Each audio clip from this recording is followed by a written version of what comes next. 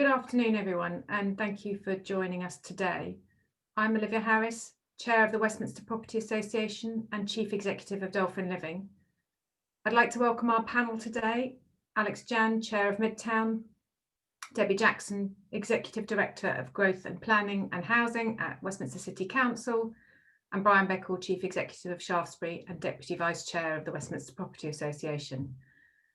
I'd also like to thank the WPA board member sponsors, Alma Kantar, Derwent London, Great Portland Estates, Grosvenor GBI and Landsec for supporting our research, The Future of Westminster Post-COVID, Planning for Recovery.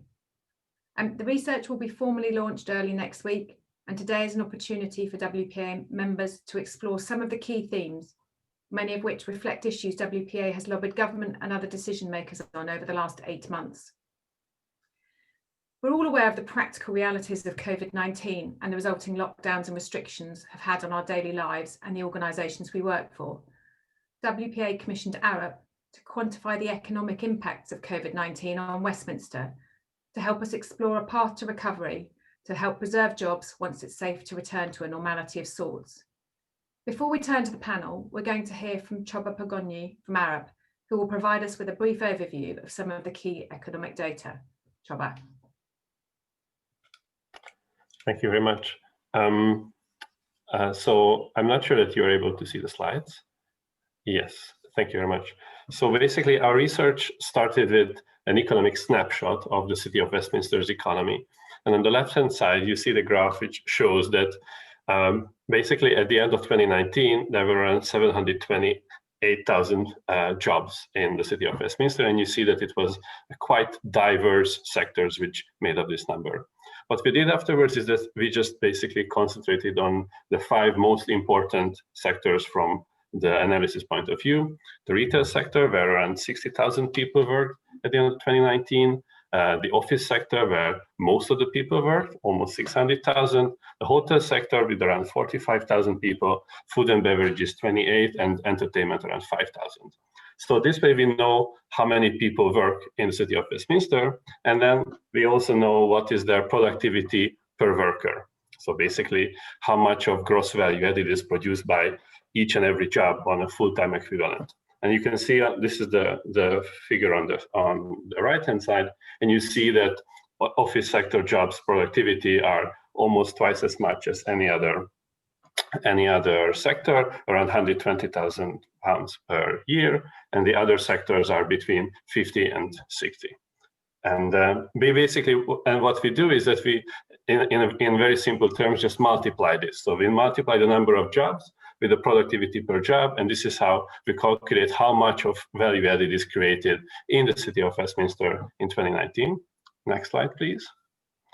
And then what we do afterwards is that we also produce the impact of COVID-19 on the economy of the City of Westminster in 2020.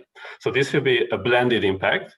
What we're interested in is how COVID-19 had an impact on the productivity per job, and also how it impacted workspace occupancy in the City of Westminster. So for example, for the office sector, what you see here is that in terms of productivity per job, it was around £120,000 per year. And we assume that due to home working and all the different impacts of the year, this decreased by around 5%, it's around £120,000.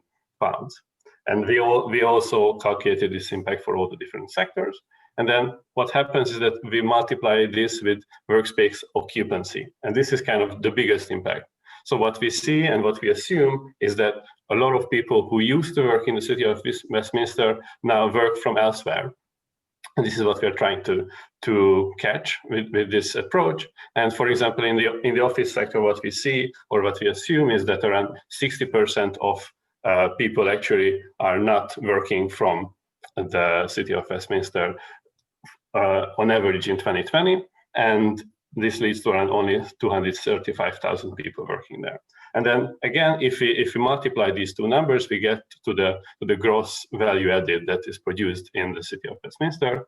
And down on the right-hand side, you see that whereas at the end of 2019, there were around 80 billion pounds produced per year in the borough, we estimate that this impact just decreased to 30 billion, a 33% decrease. So this is what our research finds for the whole blended impact for 2020. Next slide, please. And then afterwards, we move on to the forecasting side, and we produce several realistic scenarios on what will happen in the future. And this is the return to normality of sorts, basically our baseline scenario. It's driven by three most important drivers. The first one is commuting. What we assume what will happen in 2021 and the next 3 years until 2024 with social distancing. And in this scenario, we assume that by 2024, we definitely will have kind of an answer to COVID-19 and there won't be a need for social distancing. We also assume that there is digitalization happening, which is a positive impact, which balances out the negative impact of not working in the offices, not meeting other people, and not being able to network and learn from each other. So the productivity impact is kind of balanced out with this positive digitalization impact. And then we also care about the world economy, and we expect that by 2024, the world economy will return to its pre-COVID-19 level, around 3% growth per year, which obviously has a large impact on international tourism and corporate tourism as well. And basically what our results show is that compared to a pre-COVID trend, the economy of the city of Westminster will be around 28% smaller than it would have been. So instead of a 91 billion economy, it will be around 66 billion pounds per year. Of course, it's very important to note that what we are estimating here is the locally produced GVA. So we are not able to say what happens with those jobs which are now being done outside of the city of Westminster. We are just interested in how much of GVA is actually happening within the borders of the borough. Next slide, please. And then what we also looked at is what are the different recovery initiatives which could have a significant impact in helping this recovery. And we have looked at several different policy interventions. I will just talk very briefly about those four that we assume that we found to have the largest impact. The first one is an active travel revolution, where we basically imagine that in case there are bikes and e-scooters and e-bikes used more, it provides an opportunity for commuters to commute in from further distances to the city of Westminster, increasing occupancy ratios. We also imagine that PCR passporting could be an important impact, which is basically a very efficient track and trace system where you are able to test yourself. If you're negative, you're allowed to go into the office and meet others who also had a negative test result. We also find that making public transportation completely free has a large impact. Obviously, this is due to people having an incentive to actually go and visit central London. And then the fourth recovery initiative kind of package is this pop-up revolution, where we imagine that a lot of the space in the city is used differently, especially the face-to-face economy is able to move out to the streets and provide a safe environment to do their business. Thank you, Choba and Arup, for enabling WPA's research and setting out in quantitative terms the impact of the pandemic on the economy of Westminster. So whilst this increase of working from home has been welcomed by many, the report highlights that it's not that simple, and two key factors stand out for me. Firstly, the impact on those working in retail, leisure and hospitality, many of whom have modest earnings, not just on the absence of tourists from the West End, but also due to the significant reduction in office workers actually being in their offices. And secondly, the reason why cities and business centres exist in the first place and the benefits of agglomeration. Alex, please could you explain more about these 2 points and how Westminster is positioned to lead the country to economic recovery? Yes, thanks, Olivia, and thanks, Chaba. That was a tour de force of the summary of the report. I guess that the thing, obviously we're talking, lots of people, city leaders in the UK and internationally, are talking about the importance of their areas as drivers of growth or employment.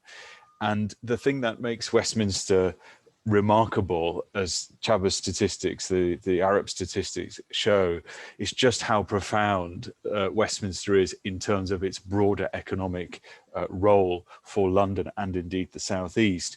And of course, Westminster is a very significant part of what economists, planners call the central activity zone, which includes the city, my bid area, Canary Wharf, and so forth. And together they generate about 11% of UK output, with 0.01% of the landmass. So just to give you an idea of the scale. And the reason that's important is because, as Chaba's analysis shows, there is a productivity gain that comes from this concentration of workers in central London that's very, very difficult to replicate from people's homes and bedrooms. So it is not a zero-sum game when people choose to work from home versus being in central London. Now, we all recognize that patterns of work were changing, will continue to change, and we're likely to see perhaps people coming in for 3 days a week into central London when things get back to normal, maybe a little bit more, maybe a little bit less. But with things like the advent of Crossrail, which will bring another 1.5 million people within 45 minutes of central London, I think we absolutely have to have a very clear view as to what the future of the central London economy needs to look like and why it needs to look in that way. And crucially, it's the role and function of central London and Westminster in delivering growth and employment and competitiveness for the whole nation that I think we have to really hold on to. So we have to have a clear view as to what we want to happen, and then we have to pursue that using good statistics, good data, and good analysis. Thank you, Alex. And Debbie, the energy and work that the City Council has put into supporting local businesses has been absolutely phenomenal. Please, can you share with us what Westminster City Council has done to support those local businesses? And really, in response to what Alex was just saying, what initiatives are being developed to support the local economy next year and in the years to come?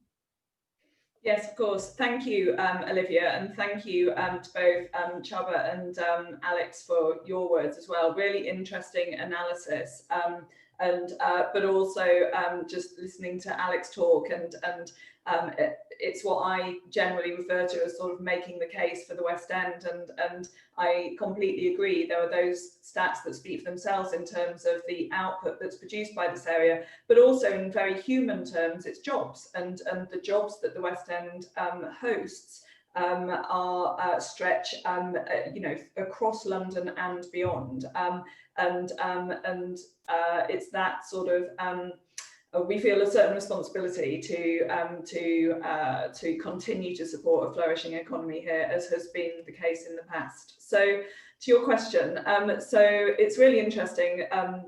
Some of you will know I've joined the council about 3.5 months ago in what has to be the most fieriest baptism of fire, and I'm so impressed with the work that the council has done and continues to do in terms of supporting the economy over this period. So whether it's distributing business grants in a matter of days, if not hours in many cases, to businesses who were in real trouble, providing advice. Our advice service is sort of, ringing off the hook, and we've sucked loads of officers in to help provide support and advice to businesses. Perhaps the most visible is the hospitality work that's taken place across Westminster in terms of supporting, in particular, the hospitality industry and being able to continue to welcome customers. And all of this work, but particularly the hospitality work, has really forced the council to pivot in a way could have taken years or indeed never happened before. So I think there's stacks of learning there in the council. I think that it's really interesting to hear the discussion on the stats, and one of the points I would make is the complexity of the economy that we have in the West End. And we were having a chat before we came on air about the sort of complex economy, and you've got the office workers, you've got the visitors, you've got the culture and the hospitality, and all of those uses come together to make the West End what it is. And we're really keen to think about what the future means for all of these sectors, and work with partners to think about what that means for the future. The kind of interventions we are looking at, we have campaign launching next year, Inside Out, which is very much about working with our cultural institutions to bring their sort of riches out, very much outside, and welcome people in and get some excitement going about the West End. We're also looking at working with landlords and agents around pop-up uses and meanwhile uses to really sustain that active frontage and those ground floor uses. Also looking at inward investment agenda and acknowledging the points that are being made. There will be flex, there will be change in the market, and how we can, in investment, historically our economic function hasn't needed to really think about this, and so we're in the process of shifting how we prioritise our economic work in the council to support inward investment. And also we remain as committed as ever to our work around the Oxford Street district and our investment there as well. And this obviously links into the role of retail in the future, which will continue to have a role, but as part of that complex economy. And we want the Oxford Street district to continue to be our showroom, our shop window for the West End. Thank you, Debbie. And Brian, Shaftesbury are one of the landlords with many of those retail and hospitality businesses. So I'd really be interested in hearing your views on City Council's plans for recoveries and what else you think needs to be done, but also likewise how Shaftesbury have been working to support its tenants, as I know you've done an immense amount, particularly the small businesses that form the backbone of our economy and have been hardest hit by the economic downturn in Westminster.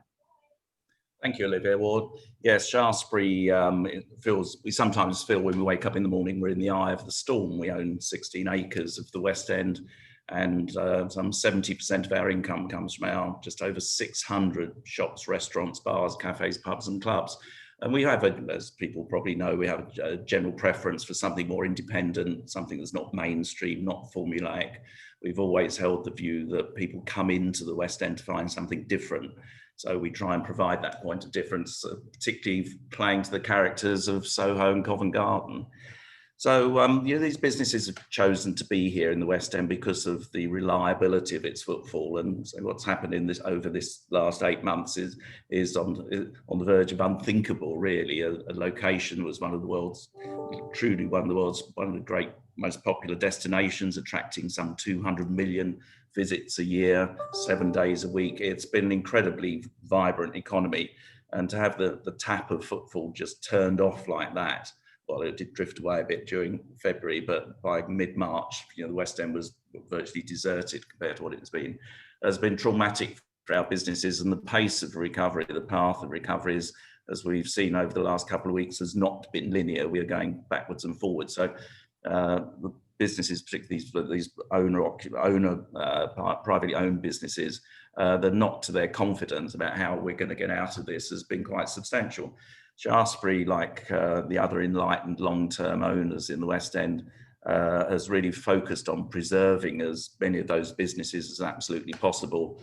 And people we're well aware, I'm sure, of the things we're all doing. So it's waiving rent, it's restructuring rent obligations, extending leases, all the things that give people a certainty to get them through this. I think our own view at Shaftesbury is we want those businesses to survive. We've chosen them very carefully.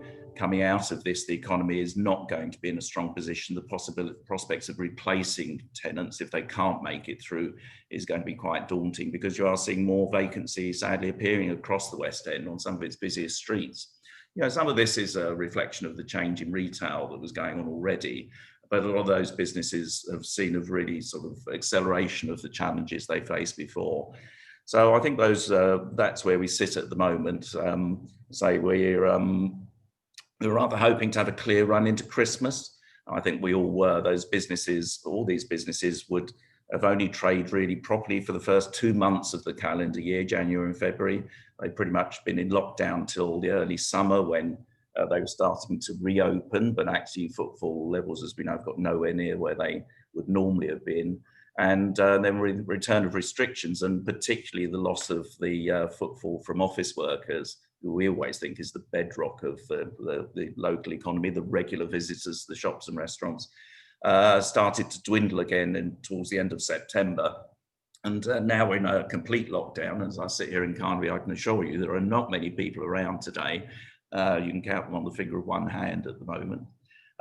This should be the busiest 2 months of the year for all of these businesses. You know, the period leading up to Christmas and New Year are without doubt the most profitable and the busiest of the whole of the West End. So again, it's going to make it much harder for these businesses to contemplate coming back when after Christmas or staying open, simply because in a way they've got no fat left to live off and they can't keep borrowing money from government schemes. That doesn't help them. So we've got to think of all sorts of inventive ways of giving them that confidence and providing them more space. So the work the City Council has done, and that work has involved collaborating with the long-term owners, the bids, to open up the public realm to another way of using it, to have outdoor seating. The way that's managed has been absolutely critical. And I think a lot of people have seen it during the summer, have realised that if it's managed properly, it can create a really different atmosphere in the city. We know one of our problems here is the West End is, it can be too busy and too congested, and air quality issues. When you start giving the streets back to people, it just changes the atmosphere completely. And it's for the benefit of everybody, whether you're working here or residents, that it's much nicer to be in or live in. So we've learned a lot from that. There's more to do, I think, in terms of promotion as we come out of this. We've seen people form habits quite quickly, like we've all sort of got out of the habit of going to the office 5 days a week. We've got to get people back into the habit of coming back to the West End. That means reminding people what we have here. We need the cultural attractions reopen, theatres, cinemas, museums. We need the evening economy back, all those sort of things. I don't think we should ever, perhaps we do sometimes take the West End for granted. We shouldn't take it for granted. We've got to work very hard at this as we go into next year, and hopefully confidence starts to come back and people feel more positive about the way they live their lives. And I think we've demonstrated, the owners working with the City Council, we can achieve an awful lot. We have done so far, as Debbie said, probably more than we would have thought in 10 years. We've done in 10 weeks. Now we've got to make sure that works, and we have the confidence to maintain the things we've done, because they do require some investment. You know, closing streets is not as simple as putting 2 barriers up. You've got to make it feel a better environment, really. We don't want it to look temporary. It's got to look the quality we want at the West End. And then government initiatives, well, you know, we desperately need the extension of the current business rates holiday for all of our businesses. I think that's much required. Those businesses can't bear the burden until they get back on their feet. And when that holiday comes to an end, it needs to be a phased return to more normal levels of business rates. And hopefully, in the meantime, we'll find some structural answers to the inequality of business rates and their distribution around the country. Westminster produces so much but keeps so little, and we see clearly Westminster needs that investment. So that's where we are today. It's not without hope, but there are challenges. But I think if we all carry on working together, and I think we're all up for it. We realise the importance of the West End to get those ground floors animated and experiment with different sorts of tenants. You know, the retail scene has changed. No long leases, no guaranteed covenants. To reactivate the ground floors of the West End is going to be really important to giving a sense to people when they come here that the West End is open, like we want people to come back for Christmas. The Christmas lights will be on. It's all those sort of things. But, you know, we start really from a brilliant location. We just need to remind people how brilliant it is. Thank you, Brian. And one point, you know, you made at the beginning that, you know, this was unthinkable. This change just could not have been foreseen. And the impact on those small businesses in particular has been absolutely monumental.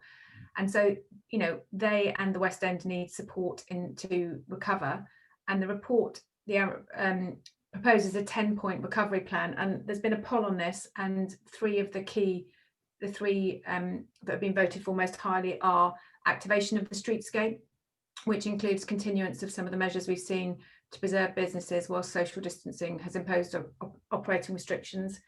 The second one on the poll was high street reform, which includes an extension of trading hours and fairer approach to business rates. And the third one is targeted business support. So an example of that is extension to the business rates holiday. And then the other one I just wanted to mention, because I think it's very relevant to sort of the West End in particular, is comprehensive support for active travel. So details of the other points are included in the polls that the audience is being asked to respond to. Debbie, I know that you've had to juggle your diary to join us today, for which we're really grateful, but as you have to leave a few minutes early, perhaps you'd like to go first and share your views on the proposed recovery plan set out in the report.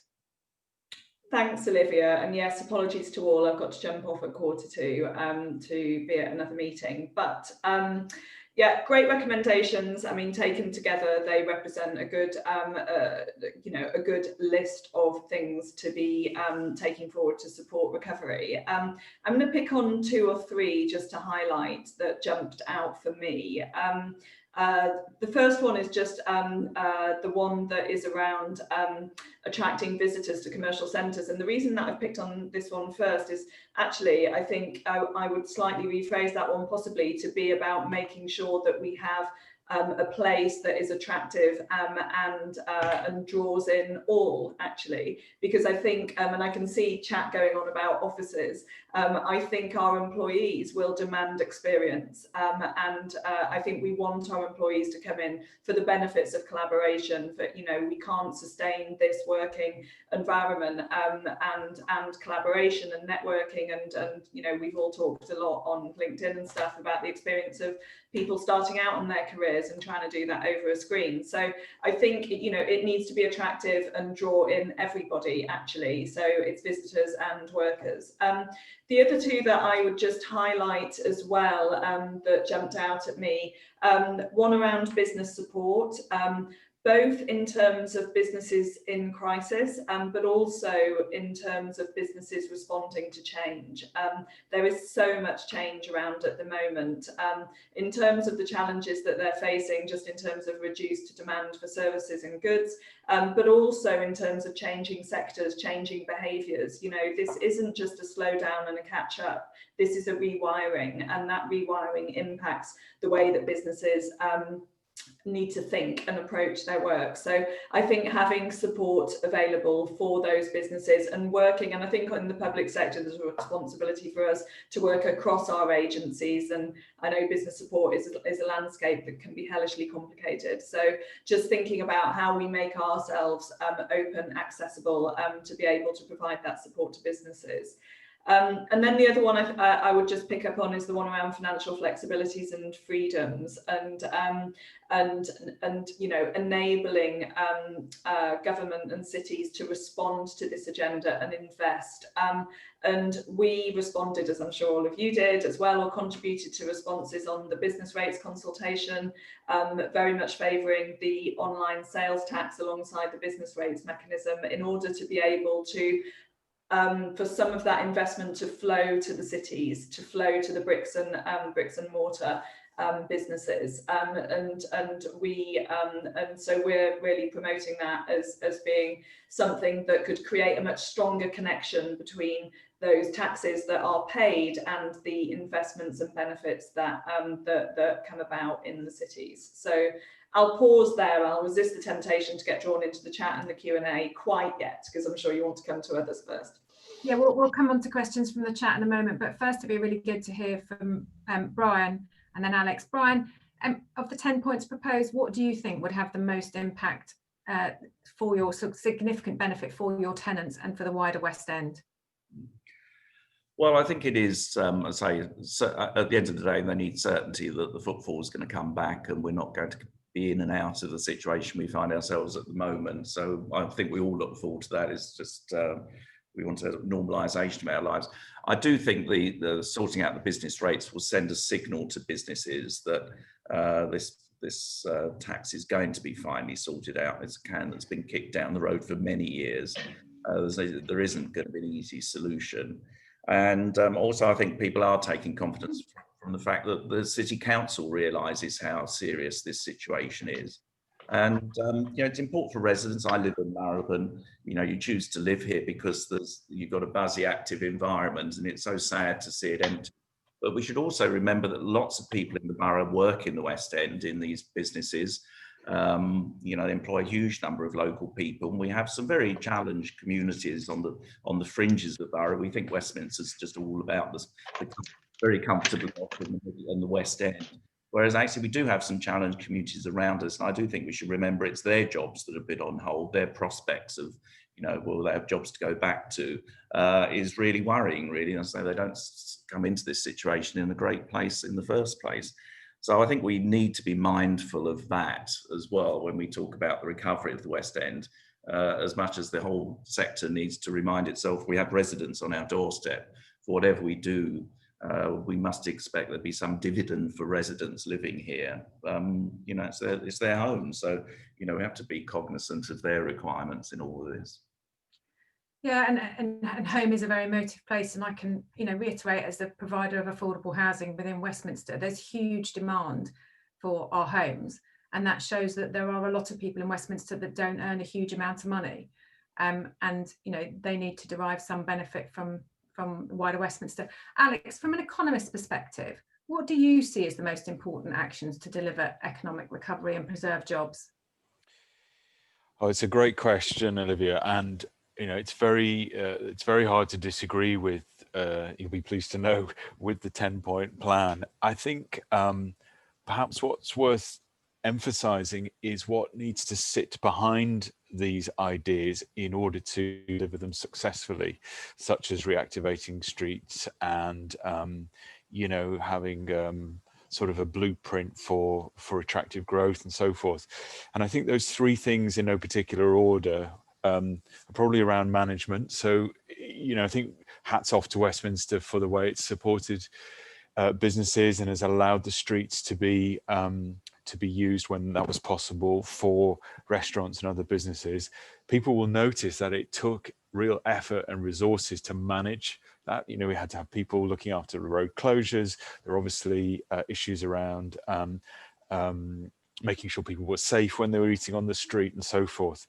And I know residents, and again, like Brian, I live very close to the West End. I know residents were perhaps concerned about some of the impacts. And I think hopefully the learning experience and the actual experience, many residents will have found positive. So there's definitely something about managing interventions. Things need to be looked after in the West End because they are put under such incredible strain when they're used, so they constantly need to be repaired and maintained and renewed. And of course that costs money. So resources is the second big issue that sits behind this. And I know that's everybody sort of saying that everybody needs money.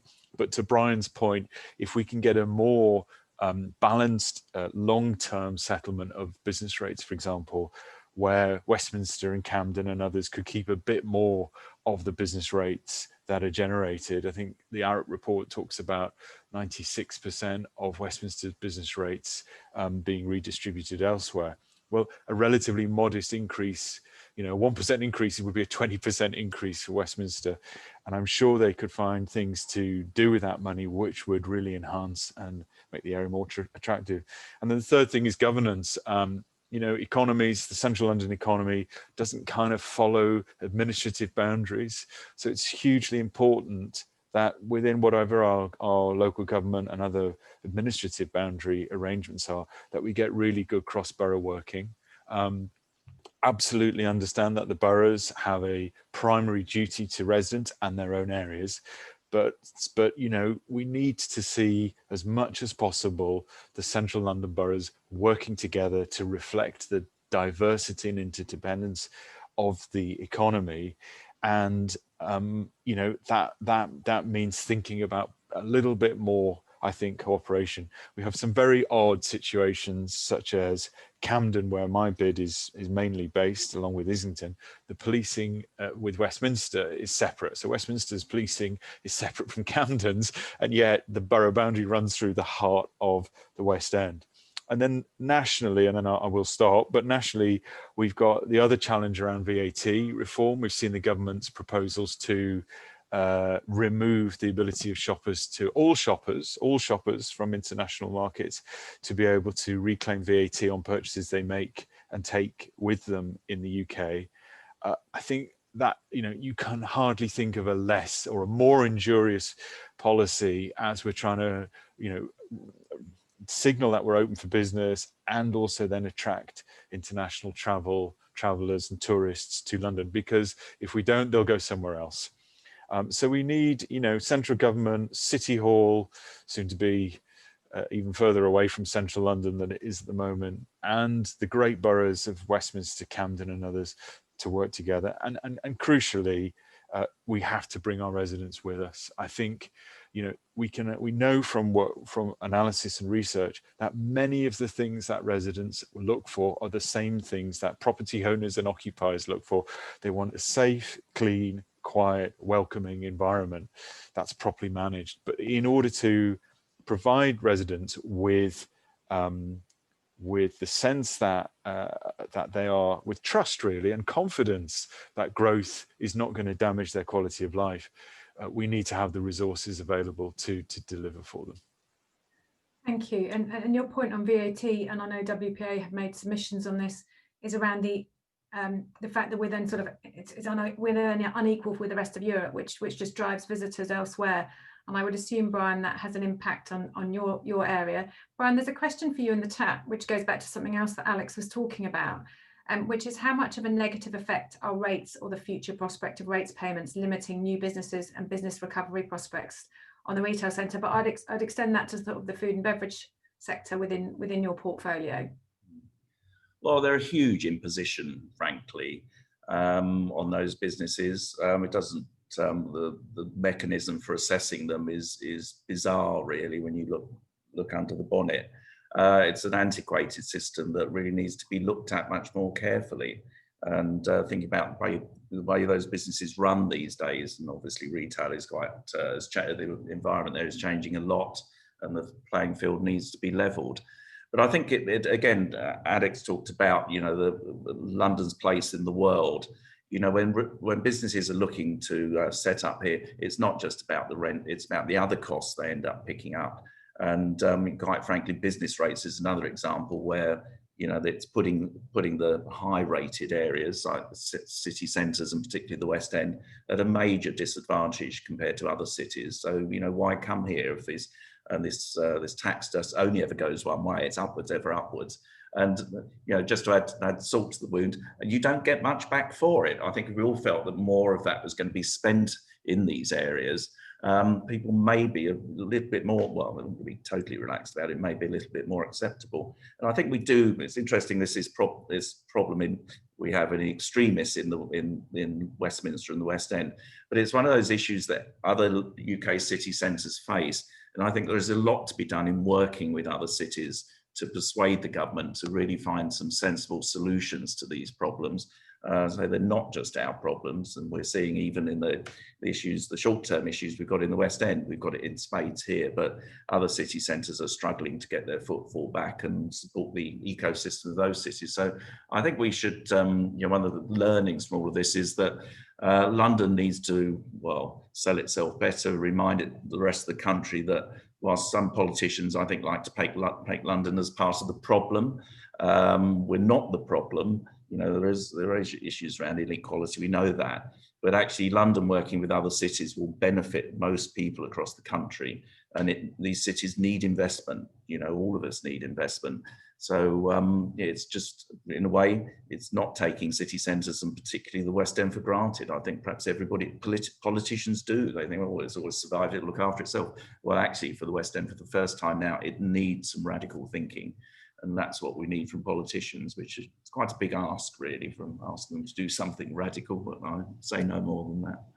Yeah, and the business rates doesn't take into account the sort of the social changes that are happening as people move more online for their shopping. That only enhances that inequality. And the second poll has taken place, and that was around the sort of the wider, more nationally targeted responses. And again, high street reform and business support come in the top three, along with the resumption of international travel. So I think those are very telling points.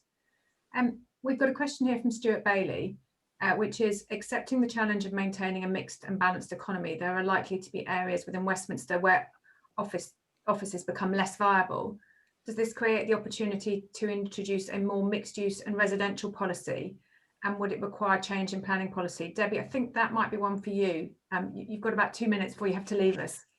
That's okay, that's fine. Great question, Stuart, thank you. And I think, you know, I usually start any webinar at the moment by beginning by saying, of course, we don't know. It's right that we're having these conversations and we're talking about it, but this is a situation with no precedent and no history. So, while the work that Alex's done is great, we don't know what the impact of the suppressed demand is going to be. We don't know what I talked about rewiring, how behaviour is going to change and how that individual behaviour is going to affect organisations and societies. So so it's very difficult to predict with any certainty how that's going to play out. The city plan has been found sound by the inspector and is due to be adopted early next year, spring next year, and has got a target for 63,000 jobs. And we still feel optimistic and confident that they can be met. I spoke before about quality and flexibility of office stock, and I think Westminster is in a really good position in that respect. So I think it's a bit early to say. Having said that, I do think, firstly, I think, you know, it's really important to always remember we have residential populations in the West End, and that is what makes it special. And I think there's a really interesting discussion to have about living in central London going forward and who the audiences are for our living offer. And I know that's something Olivia is very interested in with the work of Dolphin, of course. So I do think it's a really interesting conversation to have, but I don't think we're quite ready to say, you know, right, okay, let's have a sort of seismic change in policy in order to react to what the market is going to do. But I you know, it's a great question, but I think we're in a let's see what happens. I've got 3 minutes. I can see Alex wants to come in. I've got 3 minutes to hear what he's got to say. Go for it, Alex. Is that all right, Olivia? I think just reflecting on what Debbie said, I think 3 days a week, let's say we end up in a 3 day a week working, well, that means a lot more people could be working in central London, but for 3 days a week. So, you know, I don't think this is the end of office working by any means. I think by the time a lot of people have finished working from home, they're going to be desperate to get back to the office for more than 5 days a week, possibly. The second thing is that, to answer the question that's been put, inner London's residential numbers are actually much lower than their historical highs. Now, I'm not suggesting we go back to sort of some of the Victorian levels of overcrowding, but they're perhaps only 60%, 50, 60% of their historical highs. And I think there is a case to say there is an opportunity for careful densification and increasing the number of residents in central London. And I think would, you know, reflect, given some of the other things I mentioned about if we manage the area properly and it has resources, there's no reason why they can't live side by side. That would strengthen central London's position at times like this. What we've seen in Paris and New York to a lesser extent is that having a big local residential and working population in their centres has helped a bit to stabilise the impact of not being able to use public transport and so forth. And London is a bit unusual in the sense that so much of its workforce lives further out. And I actually think that the you know, increasing residential numbers in central London will go so far. I don't think it could, or indeed should, try and eclipse the broader function of central London in providing employment for many people in lower income areas from other parts of London and elsewhere. But there is an opportunity, I think, to increase those numbers. It has to be done carefully, though. It has to be with attractive designs and sensitivity to the you know, the heritage and the conservation nature of much of Westminster. But, you know, come to Camden. If there are bits and pieces that don't quite fit in the puzzle on the border, I'm sure the good councillors of Camden will work in a collective way to say, let's achieve good development for everyone in the centre of the city. Thanks, Alex. And yeah, bye, Debbie. Thank you very much. I'm really sorry. Thanks for letting me take part today. Have a good weekend. I think that's really interesting. We've also got some flats in Camden on the border, and they are as much in demand as our homes in Westminster. And I think the other thing we have to remember in this is that whilst a lot of us office workers have been able to work from home, there are a lot of people that haven't been able to work from home, and that goes beyond the food and beverage sector and the retail. It's the critical workers that we've all relied upon during this recession, or sorry, during this pandemic. and a lot of them have had to continue travelling into work, and so providing homes for those workers near their place of work is ever more important. I'd like to ask you, we've got just a few more minutes remaining, and I suppose I'd like to ask you both if you've got any final comments that you'd like to ask, and also to ask the audience if they would like to submit any more questions. We've got a couple more minutes for questions. So Brian, would you like to talk maybe just about what you see as the positives of coming out of this are, and how you think we can build back better, in particular in your area of Westminster? I suppose, you know, there are always things to be learned, and the sort of revolution we've seen in the use of public space over the last few months, I never thought I would see that in Westminster, quite frankly. You know, it's a great start, but there needs to be more to be done. Businesses need to know this is something that's not going to be withdrawn or, you know, removed and replaced or whatever, because it does need some investment to make it of the right sort of quality. And I'm sure the, you know, Shaftesbury, the other long-term landowners will invest in making those streets if they're going to be more given over to pedestrians and leisure uses, to make it feel better. So I'm sure all those sort of things will happen. Beyond that, I think really the focus, I think in the short term, and Alex was talking about this, is the importance of the local and domestic footfall. I think in looking at our recovery, you know, the West End will find itself in a much better place if we can get that local and domestic footfall back. International tourism is going to be, by all estimates, a year or two off. But as I say, the regular footfall and bringing those people back is going to make a big difference, I think, to people's outlook. So working together, again, it's another example of working together. I know the estates are talking to London and Partners, the Mayor's Tourist Authority, about promoting the West End as a destination for Londoners. Unfortunately, the Mayor's focus has been rather the opposite up until recently, and as much as to stay local, shop local, don't use public transport. Well, those barriers do need to be broken down, and I think we need some positive messaging, positive and consistent messaging, not just from the Mayor, but from central government as well, to focus on that. As I say, it sounds very gloomy at the moment. You know, it actually sounded, a lot of us, I think, felt much more optimistic at the beginning of September when we could see the West End reopening, footfall was coming back, the leisure, you know, the day trippers were coming back, the offices were getting busy, we're seeing more and more shops and restaurants opening. So I think we proved there that people want to come back, and certainly for the last couple of days last week before we went back into lockdown, it almost felt like the West End had gone back to normal in terms of the huge numbers of people were around, and you just couldn't get into a bar or restaurant on those last evenings. So I think there is an appetite for people to come back. We've got to give them the confidence to do that. And I do think, you know, we shouldn't be long-term negative. We came into this, Westminster and London actually came into this in a really good place. It's a very highly regarded destination for businesses and for leisure travellers.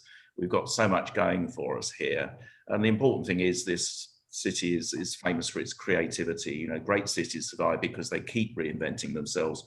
We've had a rather traumatic event that's happened to us this year, but, you know, we all need to sit down to think together, think creatively about how we move things forward here. And there are lots of challenges. Things that were happening around retail have been accelerated, but actually London has the capacity to deal with that, because it's much more than a shopping centre. It's a destination that provides so much more, and other cities, you know, if we get it right, we'll be ahead of them, I think, in our thinking, in our behaviour. But, you know, the world's a competitive place. We need to spend a lot of time seeing what other cities are getting up to and seeing what's relevant here. We're not in this on our own. People have choices where they go. Businesses have choices.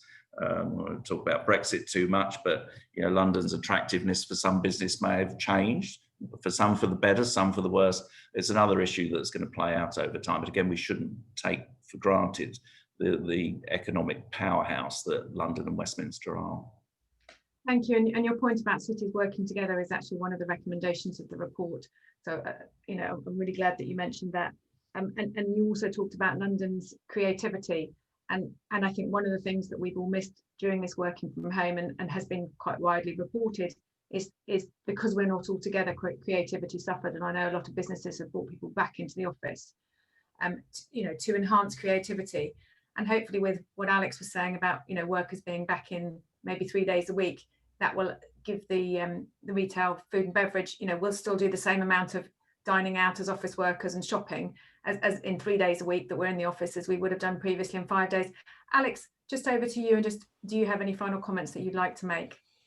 Yeah, very quickly, Olivia. I mean, I think what Brian says is spot on. There are things in the West End that cannot exist spatially in any other way. So the work that's been done by Tony Travers and Rosemary Scanlon from New York shows that the arts, the entertainment, the theatre district cannot exist in a dispersed fashion. It just doesn't work that way.